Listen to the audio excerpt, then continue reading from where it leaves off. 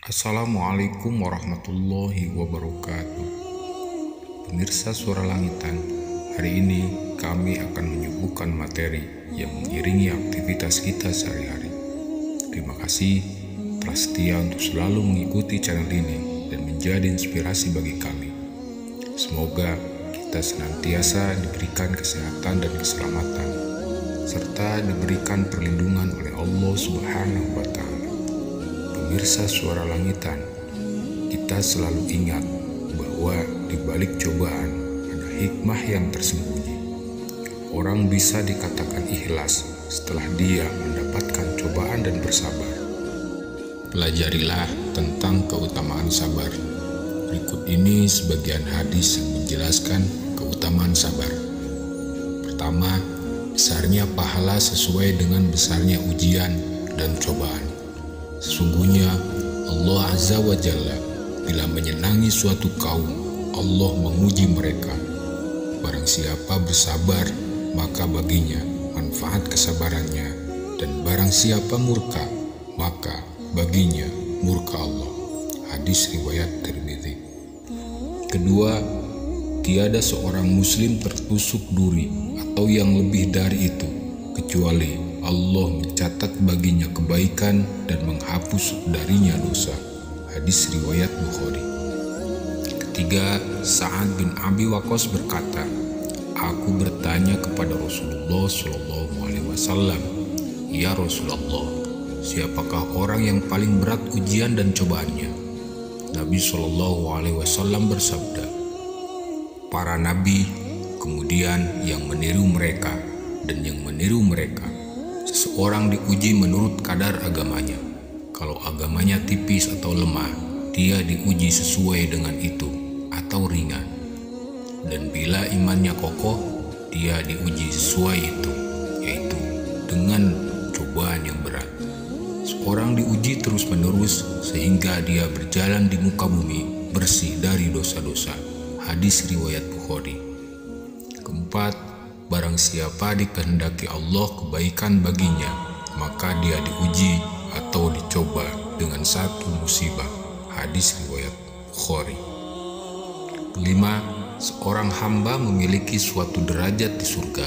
Ketika dia tidak dapat mencapainya dengan amal-amal kebaikannya, maka Allah menguji dan mencobanya agar dia mencapai derajat itu. Hadis riwayat At-Tabrani. 6. Apabila Allah menyenangi hamba, maka dia diuji agar Allah mendengar permohonannya atau kerendahan dirinya. Hadis riwayat Al-Baihaqi. Ketujuh, apabila aku menguji hambaku dengan membutakan kedua matanya, dan dia bersabar, maka aku diganti kedua matanya dengan surga.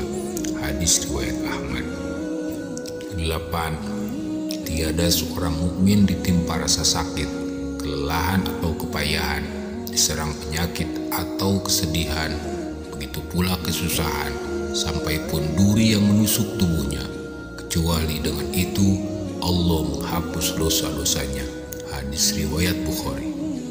9. Tidak semestinya seorang muslim menghina dirinya.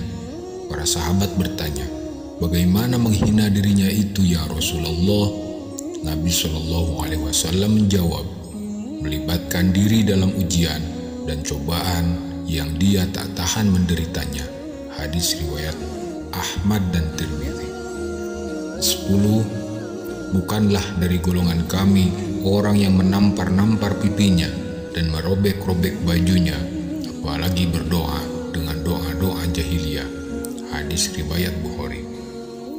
Dari Abdullah bin Mas'ud radhiyallahu an, ia berkata, Rasulullah SAW bersabda, bukan dari golongan kami orang yang menampar pipinya, mengoyak-ngoyak baju, dan beratap dengan ratapan jahiliyah. Hadis riwayat Bukhari dan Muslim. 11. Allah menguji hambanya dengan menimpakan musibah, sebagaimana seorang menguji kemurnian emas dengan api pembakaran. Ada yang keluar emas murni, itulah yang dilindungi Allah dari keraguan-raguan.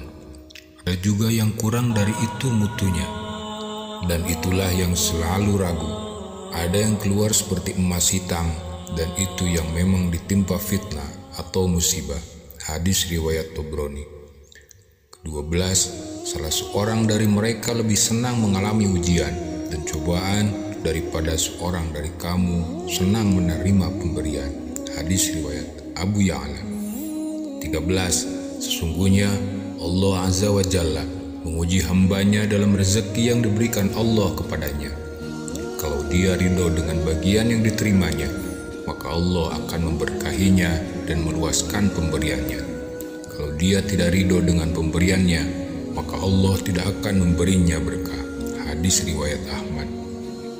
14, barang siapa ditimpa musibah dalam hartanya atau pada dirinya, lalu dirahasiakannya dan tidak dikeluhkannya kepada siapapun, maka menjadi hak atas Allah untuk mengampuninya. Hadis riwayat At-Tabrani.